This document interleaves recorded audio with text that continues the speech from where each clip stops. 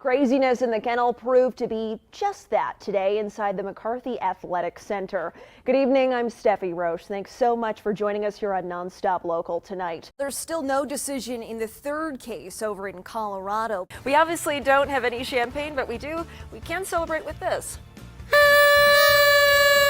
A garage fire caused significant damage to a home in Suncrest early this morning. Prosecutors have charged 5 people in connection with Liam Payne's death. It's kind of like Punxsutawney Phil, but a seal. It's probably frigid there every winter. It's predicting it. What do you mean? This all happening in the Snake River Canyon after a crash smashes and destroys a window.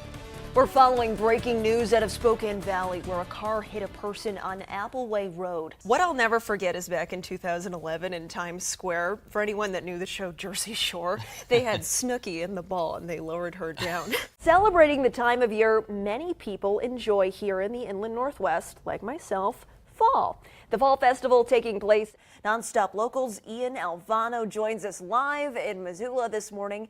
I have to ask you, what is your favorite sandwich? I love the classic club that we brought up earlier. Ooh, turkey. Pastrami on rye bread. No kidding. The best sandwich on the face of the earth. Okay. Not to be biased, but it's the best. Getting hungry now. This is going to be a problem. We still have more show to get through. A few more hours until lunch, but we'll get there.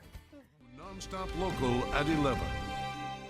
It's a sight weeks in the making. Rain and lots of rain falling across the Inland Northwest. Check out the storm as it brought rain and grapple to Colbert. Good evening and thank you for joining us. I'm Steffi Roche and I'm here in the Weather Center with weather forecaster Justin Spinney. And Justin, we've been seeing lots of rain today in the past few days, and this rain is sure to help drought conditions that we've been experiencing since this summer, really. No doubt.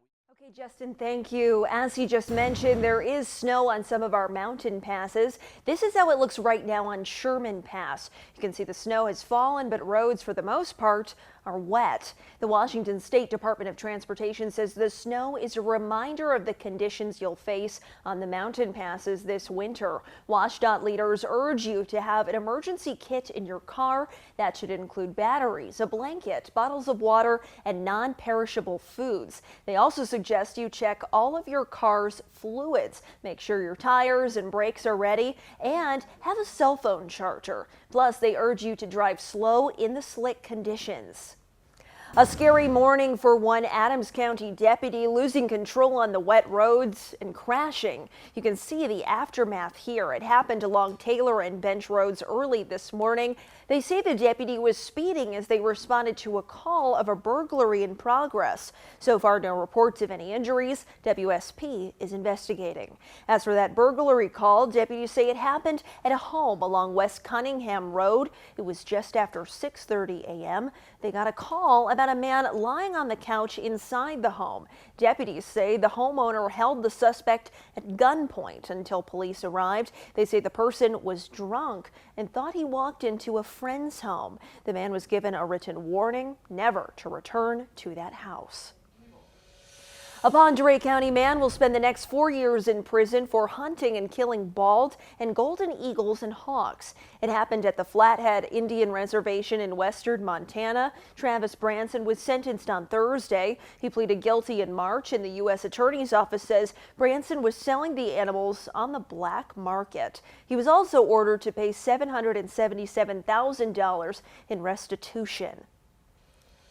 The body of a woman who grew up in Bonner County, Idaho, was found in the Clark Fork River in Montana. Eva Prather walked away from her Missoula home barefoot in the middle of the night last year. Missing posters dotted public spaces as the community searched for her. The body was actually found back on October 13th, but didn't announce it until Friday after testing.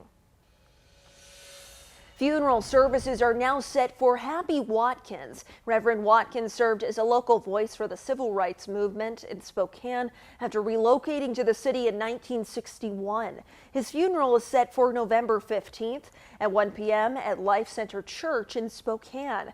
He served as the pastor emeritus at New Hope Baptist Church following his retirement in 2018. Watkins died last month at the age of 82. Spokane Mayor Lisa Brown spending her weekend focusing on the city's 2025 through 2026 budget. It calls for a 1% property tax increase to help overcome the projected $25 million budget deficit she inherited. Brown says it focuses on balancing out the budget while addressing housing and public safety concerns. The new budget calls for a new permitting and license system to streamline the process. It would increase the funding for the homeless during periods of extreme weather from $250,000 to $1 million.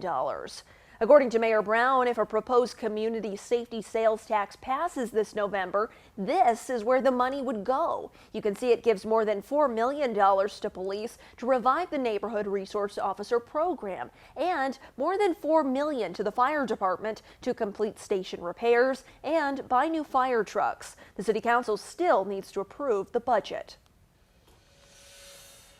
Nonstop Local is your election headquarters, and people throughout Spokane County are making sure their vote is counted. We caught up with several people outside the Spokane County Elections Office this afternoon, dropping off their ballots. And starting Monday, you are urged to use the ballot boxes. You can visit the Eastern Washington University Catalyst Building or the Center Place Regional Events Center in Spokane Valley.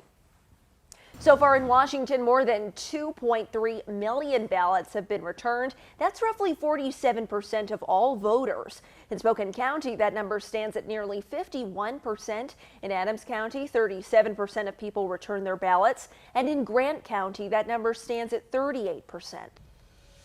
Well, November is Native American Heritage Month, and what better way to celebrate than with a chance to get some Native American merchandise. Now, the Native Arts Market was held at River Park Square today. The Native Arts Market, people got their chance to check out different various things going on there at that Native Arts Market. Again, it was held at River Park Square. There was homemade art and even a chance to experience the Native American culture. This year it included tribes from all across Washington, Idaho, and Montana. Two of our area college football teams have a bye, but not all of them. Thanks so much, AJ. Well, we're just getting started here on Nonstop Local at 11. But coming up, we get a weather prediction from an unlikely source. What Stryker the Seal has to say about this upcoming winter.